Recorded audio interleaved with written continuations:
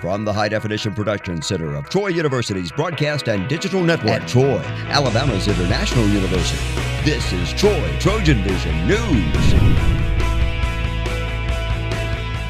Hello and welcome to Troy TrojanVision News for November 27, 2017. I'm Lauren Harkson. And I'm Nathaniel Rodriguez. Thank you for joining us this evening.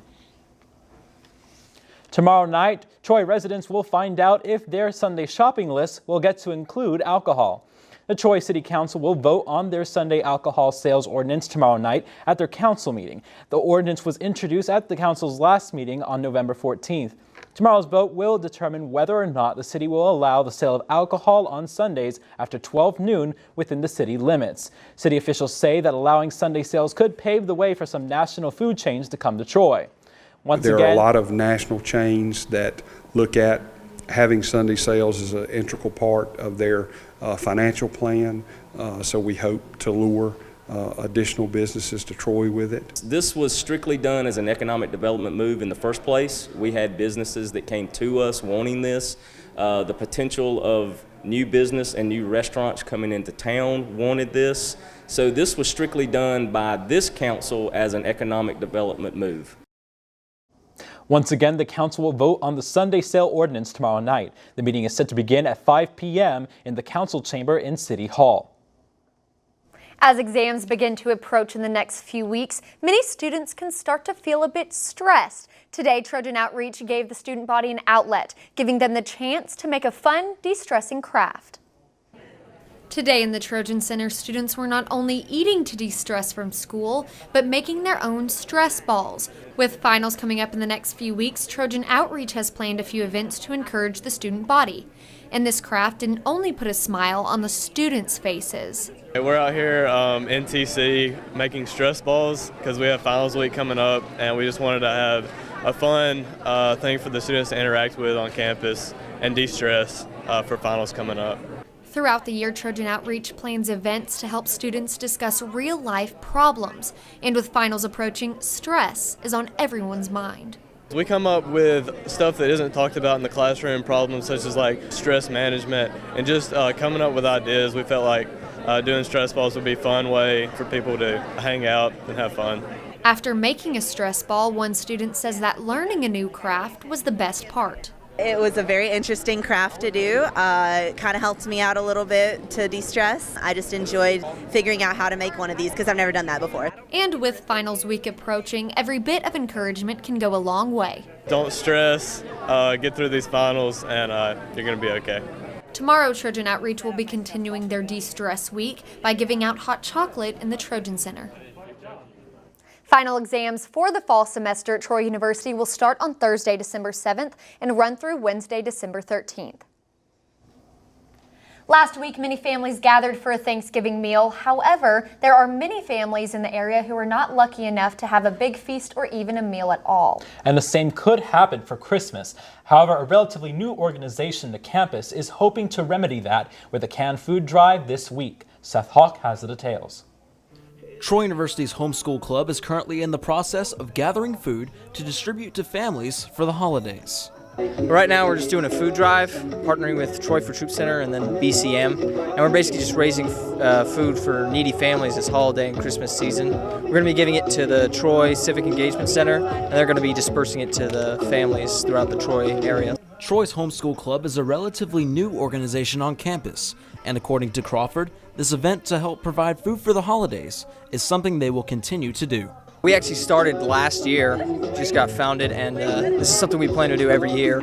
Definitely get more involved in community service and charity events. And if you haven't heard of Troy's Homeschool Club, you're not alone.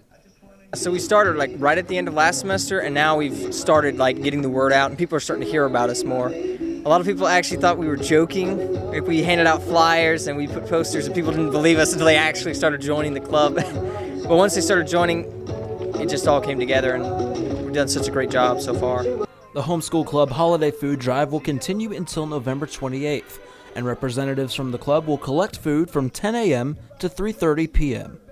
Seth Hawk, Troy, TrojanVision News. The Homeschool Club will be back outside the Trojan Center collecting canned goods tomorrow from 10 a.m. to 4 p.m. Now, the latest in Trojan sports on Troy Trojan Vision News. Hello and welcome back to Trojan Vision Sports. I'm Sarah Drake. This past weekend saw several upsets, including Auburn beating Alabama and number 2 Miami losing to Pitt. But one team held strong, and that's the Troy Trojans, thanks to a blowout victory against the Texas State Bobcats. The Trojan football team scored more points against an FBS opponent than any time in school history when it beat the Bobcats of Texas State 62-9 in a Sun Belt Conference matchup in Veterans Memorial Stadium on Black Friday. And head coach Neil Brown says this was the Trojans' best game so far. This was a big win. This was a game that it was without a doubt the best we played all year in all 3 phases. We could see it coming. You know, we had a really good bye week. Had 3 light but really spirited practices, and then this week, probably the most fun that we've had as a staff coaching this group. Quarterback Brandon Silvers threw for 380 yards and 4 touchdowns on 22 of 30 passing attempts, and Brown explains the reason why he wanted to establish the passing game early. They've played good defense versus the run all year, but they've given up a lot of passing yards, and so we felt like coming in that we wanted to get the passing game rolling. We felt like that was going to be our best opportunity to get off to a fast start. And during the game, every player that was dressed and eligible to play was able to see playing time.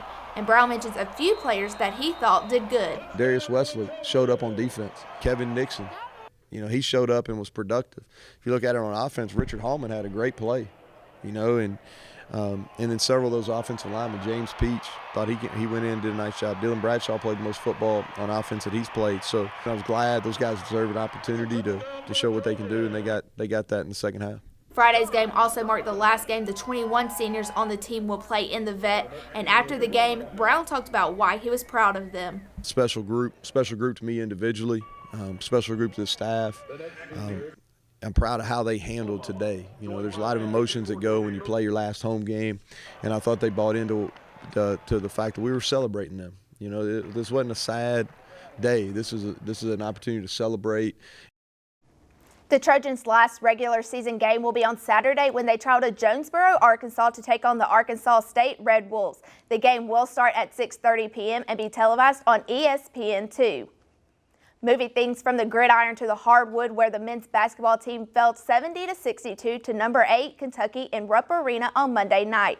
After trailing by as much as 21, Troy went on a rally that began with a 3-pointer from Wesley Person with under 10 minutes left. From there, it was Troy's trio of guards in Person, Kevin Baker, and B.J. Miller, along with forward Jordan Varnado, that continued to chip away at the lead.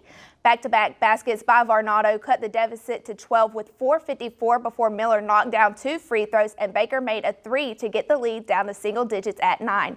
Kentucky scored just 1 basket in the final 2 minutes 46 seconds to provide Troy the opportunity to stun the Wildcats and earn the program's first win over a ranked opponent.